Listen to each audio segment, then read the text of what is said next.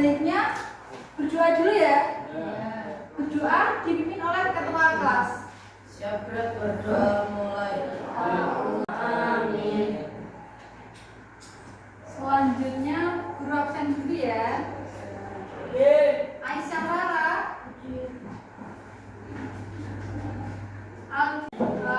Baik. Materi pada pagi hari ini mengenai mengulas karya fiksi. Nah, sebelumnya ada yang sudah tahu apa itu karya fiksi? Iya. Nama siapa? Isyam. Karya fiksi apa sih? Karya fiksi pengertiannya? Fiksi. Karya yang tidak nyata. Nah, betul. Ada yang tahu lagi karya fiksi itu apa? Cerita yang hanya mengandung kejadian fantasi semata. Betul. Tadi yang jawab dia siapa? Isyam. Yang kedua dia. Gak boleh berisik ya. Iya deh. Terus ini mengenai karya fiksi. Tak tampilkan. Ada yang membacanya? Pengertian karya fiksi. Namanya siapa? Saya Afif. Oke, langsung dibaca ya. Pengertian karya fiksi. Pengertian karya fiksi. Karya sastra atau tulisan yang isinya bersifat rekaan, khayalan atau tidak berdasarkan kenyataan. Karya fiksi ini dibuat berdasarkan imajinasi penulis, bukan berdasarkan fakta atau kejadian yang benar-benar terjadi. Karena karya fiksi hanya mengandalkan imajinasi atas pengalaman faktual pengarang. Imajinasi pengarang diolah atas dasar penilaian terhadap berbagai peristiwa pengalaman, wawasan, pandangan, interpretasi, ilmu, pengetahuan, realitas, dan peristiwa yang murni fiktif. Nah, jadi karya fiksi adalah tulisan atau karangan itu yang bersifatnya rekaan ya, jadinya itu nggak benar-benar terjadi. Nah, karya fiksi ini jadinya penulis itu kayak membuat cerita gitu loh. Jadinya itu hanyalah khayalan, kayak dongeng kayak gitu ya. Nanti dibahas di selanjutnya. Nah, tujuan dari karya fiksi, ada yang mau membacanya? Ya, baca deh. Ya. Nah, makasih ya dek. Tujuan dari karya fiksi itu adalah sebagai sarana kayak menghibur dan mengajak para pembaca itu seolah-olah masuk ke dunia nyata berdasarkan hasil tulisan penulisnya deh. Jadinya kamu itu terbawa suasana di dalam karya fiksi ini, gitu ya. Terus ciri-ciri cerita fiksi, ada yang membacanya? Oh iya, siapa? Pramuka.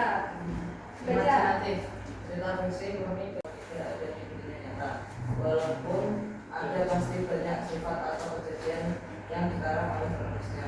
Kasih aja. Nah, begini aja cerita ciri-ciri dari cerita fiksi. Yang pertama itu imajinatif. Maksud imajinatif yaitu imajinasi penulis atau angan-angan penulis gitu ya. Terus memiliki alur cerita. Jadi cerita fiksi itu punya alur cerita.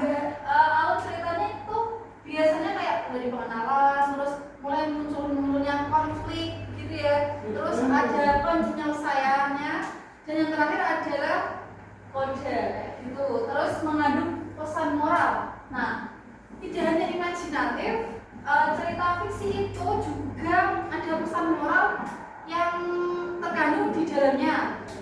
Nah, pesan moral ini biasanya buat kehidupan sehari-hari. Misal pesan moralnya itu kita harus taat kepada orang tua, nggak boleh sombong, nggak boleh nakal kayak begitu. Itu dinamakan pesan moral, ya. Terus yang terakhir adalah karakter buatan. Jadi karakter buatan dalam cerita fiksi ini karakternya itu nggak nyata. Kayak sinetron itu kan nggak nyata ya, hanyalah imajinasi dari penulis. Kan ada wataknya yang nyata. Enggak, yang sinetron itu nggak nyata pokoknya. Ada yang karakter dibuat nakal, iri, dengki, adik baik bukti kayak gitu kan ya. Terus selanjutnya jenis-jenis cerita fiksi. Jenis-jenis cerita fiksi ini ada 3. Ada yang membacanya? Ayo. Jenis-jenis cerita fiksi. Cerita pendek. Salah satu jenis karya fiksi adalah cerita pendek Ignacio Harram. Nah, makasih deh. Keempat itu jenis-jenis cerita fiksi ada 3 ya. Cerpen atau cerita pendek. Udah pernah baca cerpen lah? Ya. Cerpen merupakan karya pendek yang isinya lebih sedikit dibandingkan novel. Jadi cerpen itu biasanya memuat beberapa halaman halaman tergantung penulisnya. Kalau novel itu sampai dibukukan deh. Ada yang pernah baca novel? Wah. Berapa halaman bacanya? Nah, kayak gitu ya. Novel itu biasanya lebih tebal, lebih banyak. Misal biasanya itu novel-novel biasanya di televisi itu sering difilmkan deh. Kan misalnya kayak gitu difilmkan. Terus yang ketiga adalah roman. Roman merupakan karya fiksi yang di dalamnya lebih berisi kisah-kisah percintaan. Gitu ya. Nah, kelima unsur-unsur pada cerita fiksi ada 2, yaitu intrinsik dan ekstrinsik. Yang pertama unsur intrinsik, ada yang membacanya? Ayo, yang cakap, Mbak. Ya, langsung dibaca aja. Intrinsik, tema, dari karya seni lainnya yang saling berkaitan. Makasih ya, Dek. Nah, ini adalah unsur-unsur pada cerita fiksi, ada intrinsik dan ekstrinsik. Nah, sebelum ada tema atau alur cerita, nah ini unsur intrinsik itu unsur yang gimana, Dek? Sembilan cerita. Nah, betul. Kalau ekstrinsik, Wah. nah ya, ini itu dalam. Kalau ekstrinsik itu luar ya, Dek. Ya. Nah, unsur intrinsik yang pertama adalah tema. Tema merupakan gagasan pokok yang ada dalam cerita. Maksudnya tema ini intine dalam cerita itu apa gitu ya. Terus tokoh merupakan pelaku dalam cerita tersebut gitu ya. Ketiga, alur cerita ini maksudnya jalan cerita yang ditampilkan oleh pengarang. Alur cerita itu biasanya alur maju, alur mundur. Nah, gitu ya, pinter.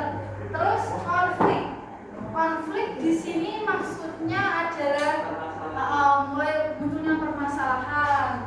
Terus klimaks. Nah, ketika konflik sudah mencapai puncak itu namanya klimaks. Klimaks adalah kayak puncak tertinggi gitu loh. Iya, terus mulai memanas. Terus setting itu ada setting tempat, setting waktu, dan setting suasana.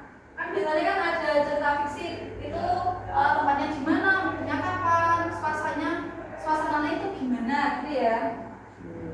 Terus intrinsik ada penokohan, perspektif, sudut pandang, cara pandang pengarang terhadap karya fiksi tersebut.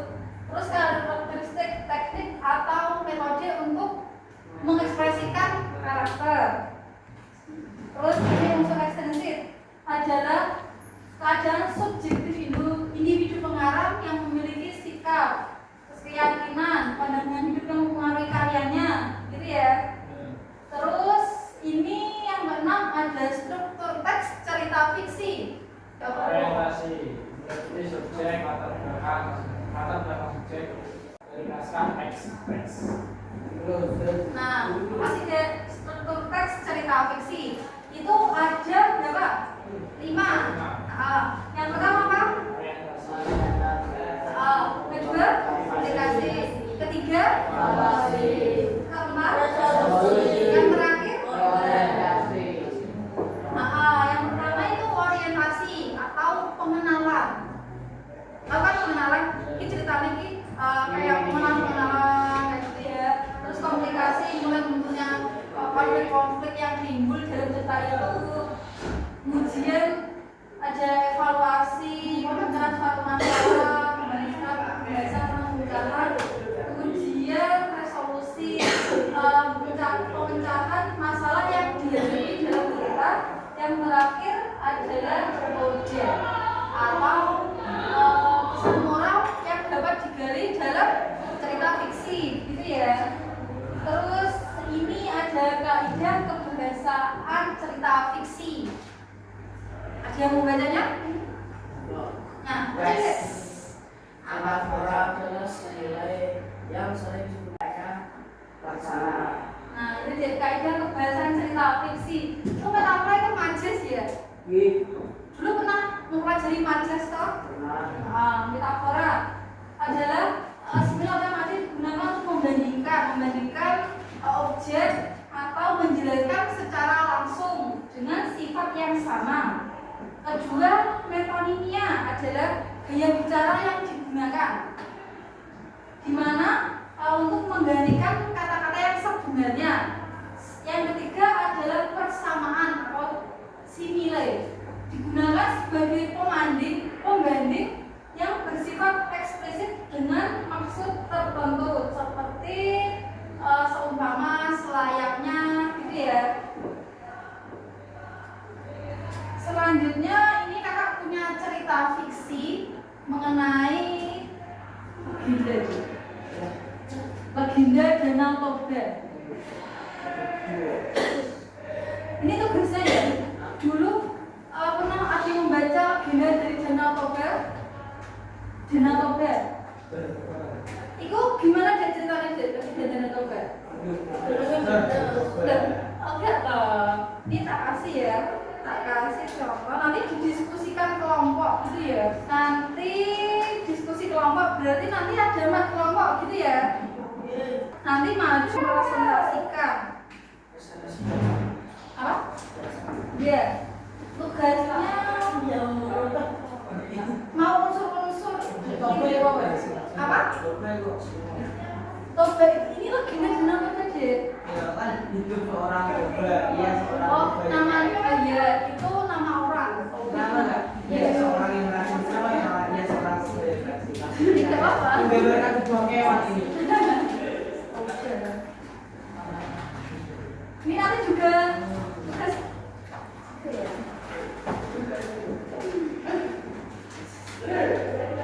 ini aja deh. Kan ada tak kasih contoh teks Danau Toba. Nanti kalian mengklasifikasi struktur teks cerita fiksi. Bagian yang menunjukkan orientasi mana, terus komplikasi mana. Nanti garis-garis aja, dia disuruh aja. Dikasih tulisan komprehensi ngono. Oh, itu aja ya.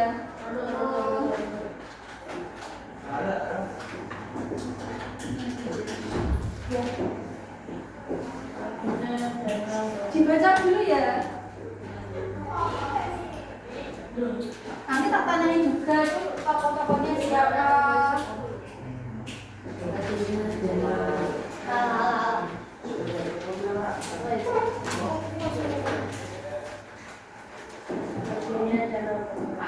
Ibu kasih waktu 10 menit ya? Ya.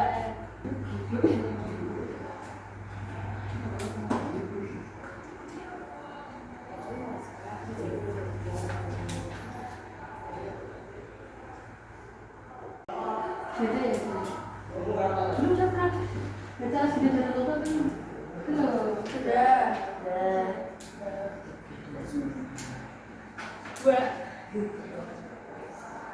Nanti itu ya, kan ada seputar cerita fiksi, kan ada 5 gitu. Nah nanti sekalian orientasi yang mana, terus subjeknya itu siapa gitu ya. Terus menaruh terus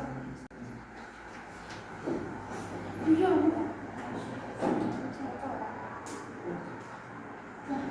Sama kasih itu ya Jay, pesan moral kan yang disampaikan apa? Ada ceritanya, Danau Toba, terus struktur ceritanya, terus nanti itu karakternya itu gimana? Ya kamu di depan subjek nyebutin yang orientasi itu bagaimana? Ini bojone gak ada syutingan ini. Orang Ke toko. kan udah sekarang Toko. bisa nggak deh? Yang sulit apa? Kamu bisa ya?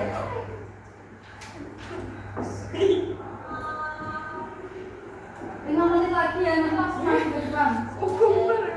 Nanti setelah jamnya selesai. Ini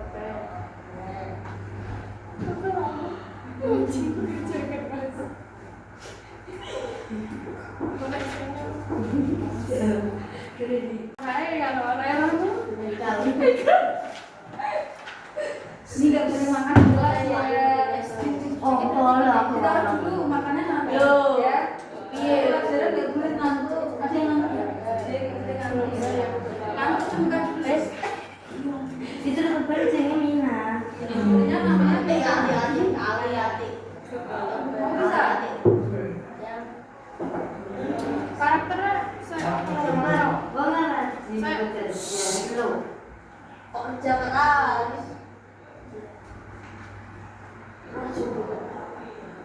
Tadi bekerja. Nggak kamu segini. Kok aku mau kerja kok? Udah selesai? Ini kamu sudah? Maju dulu ya. Kita beri tepuk tangan untuk kelompoknya Dek. Siapa ini? Dek Abim, yuk berikan tepuk tangan. Suara masuk ke depan ya. Mempresentasikan. Ya Dek, maju yuk. Ngomongnya berarti. Ya jangan di sini. Ini Dek Abim, temennya nanti dikenalin juga ya. Ya. Salam dulu. Assalamualaikum warahmatullahi wabarakatuh. Waalaikumsalam. Perkenalkan, saya dari kelompok 1 yang beranggotakan saya Wafi sama Rafka.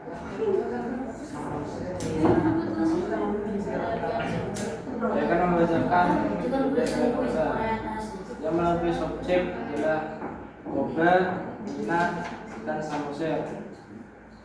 Boba ialah seorang rajin kerja walaupun lahan pelayanan tidak luas.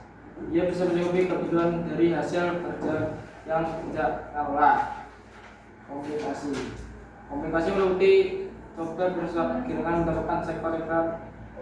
Ketika Toba sedang memancing ikan, Toba kailnya terlihat bergoyang-goyang. Ia segera menarik kailnya.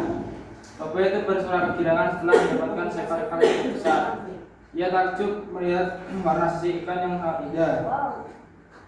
Seikat ini berwarna emas kemerahan, keduanya mata bulat dan menonjol mengeluarkan kilatan yang menakjubkan. Tunggu aku jangan dimakan. Aku adalah bersedia menemanimu jika kau tidak memakanku. Toba tersebut wujud mendengar suaraku. Dan ikan itu berubah menjadi wujud seorang gadis yang sangat cantik jelita, dan dia berkata, "Bermimpilah aku, gemar Toba." Setelah sampai desanya, gemparlah penduduk desa melihat gadis yang jelita itu. Dia mungkin bidadari yang turun dari langit, teman mereka. Toba merasa sangat bahagia dan tenteram. Sebagai suami yang baik, ia terus bekerja untuk mencari nafkah dengan mengolah sawah dan ladang dengan tekun dan ulet. Itu termasuk evaluasi. Resolusi, banyak orang iri dan mereka menyebarkan sangat buruk yang menjatuhkan keberhasilan usaha Toba. Aku tahu itu pasti memelihara makhluk halus, kata seorang kepada temannya. Hal itu sampailah ke telinga Toba dan Putri. Namun mereka tidak merasa tersinggung, bahkan menjalani kerja. Setahun kemudian dia melahirkan seorang anak laki-laki yang diberi nama Samosir. Kebahagiaan mereka tidak membuat mereka berdiri, sampai tumbuh menjadi anak yang sehat dan kuat. Lama-kelamaan Samosir selalu membuat jengkel ayahnya. Jika disuruh membantu pekerjaan orang tua, ia selalu menolak. Istri Toba selalu meninggalkan Toba agar bersabar atas ulah anaknya. Ya, aku akan bersabar walaupun bagaimanapun dia itu anak kita, kata Toba kepada istrinya. Syukurlah Kanda berpikiran seperti itu. Ada memang seorang suami dan ayah yang baik. Putri puji Putri kepada suaminya. Memang kata orang bersabar itu ada batasnya. Hal ini yang dialami oleh Toba. Pada suatu hari Samosir mendapatkan tugas dari ibunya untuk mengantarkan makanan dan minuman ke sawah ayahnya, di mana ayahnya bekerja. Tapi Samsul tidak memenuhi tugasnya, tetap menunggu kedatangan anaknya sambil menahan lapar dan haus. Ia langsung pulang ke rumah, dilihat Samsul sedang bermain bola. Bapa menjadi marah sambil menjiwer kepala anaknya, dan ia berkata, anak tidak tahu diri, tidak tahu untung, tak tahu diri, dasar anak ikan. Empat si Baba. Tanpa sadar ia telah mengucapkan kata pantangan itu. Setelah Baba mengucapkan kata pantangan itu, hilanglah anak dan istrinya lenyap tanpa bekas jejak, dan bekas kaki injakannya tiba-tiba menyebabkan air yang sangat deras dan semakin deras di desa Baba. Amanat dari cerita tersebut adalah jadilah orang yang amanah. Amanah itu gimana dalam cerita itu? Amanah kan banyak deh. Nah, di sini tuh amanahnya gimana? Disuruh mengantarkan makanan. Harus gimana? Terus amanah. Terus selain itu apa lagi? Kan banyak loh. Apa lagi ya? Jangan membuat jengkel orang tua. Oh, betul. Ada lagi? Saya semuanya. Terus itu istrinya namanya siapa tadi Toba? Oh Mina. Mina. Mina. Istri Toba itu karakternya gimana? Sabar, Sabar terus? berhati, Kalau Toba karakternya gimana? rajin bekerja, Bekerja pada sabar. menyerah tapi pemarah. Soalnya dia marah kan karena itu toh anaknya membuat kejengkelan deh. Jadi ini anaknya ini nakal deh, kan anaknya ini nakal. Ngomongnya gue deh, kayak mudah apa gitu loh. Terus jadinya kan ayahnya kan jengkel ya. Terus ikut dia bilang dasar anak ikan dah langsung bilang gitu, langsung kan itu kan kata-kata patahan. Sebelum bilang itu kan dulu kan Toba mau menikahi Mina ini itu kan diberi pesan jangan bilang kayak kata-kata patahan, kata-kata kayak anak ikan kayak itu nggak boleh deh. Misal itu terjadi maka kayak itu langsung lenyaplah mereka keduanya dari dunia, langsung mereka berubah jadi ikan. Jadinya Toba udah kehilangan semua karena cuma gara-gara berucap kata itu. Tapi sebenarnya tuh istrinya tuh baik hati deh karena anaknya membuat kejengkelan orang tuanya. Mungkin Toba udah nggak sabar gitu ya, mungkin karena amarah makanya dia bilang begitu ya. Toba nggak tahu ya gue Islam. Udah? Ditutup deh, makasih ya. Sekian dari kelompok kami. Wabillahi taufiq wal hidayah. Wassalamualaikum warahmatullahi wabarakatuh. Beri tepuk tangan deh.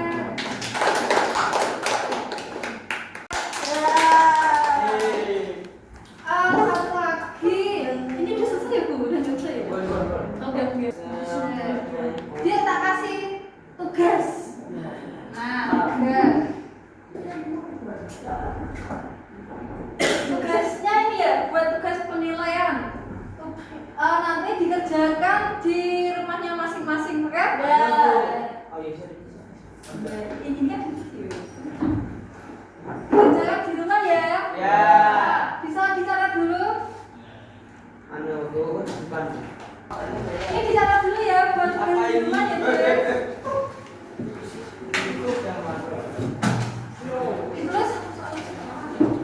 Ditulis dulu ya. Harus dikerjakan di rumah loh. Ya. Udah Bu. Udah ya Dek. Ya. Terima kasih. Itu udah. Kalau udah ditutup bukunya masing-masing.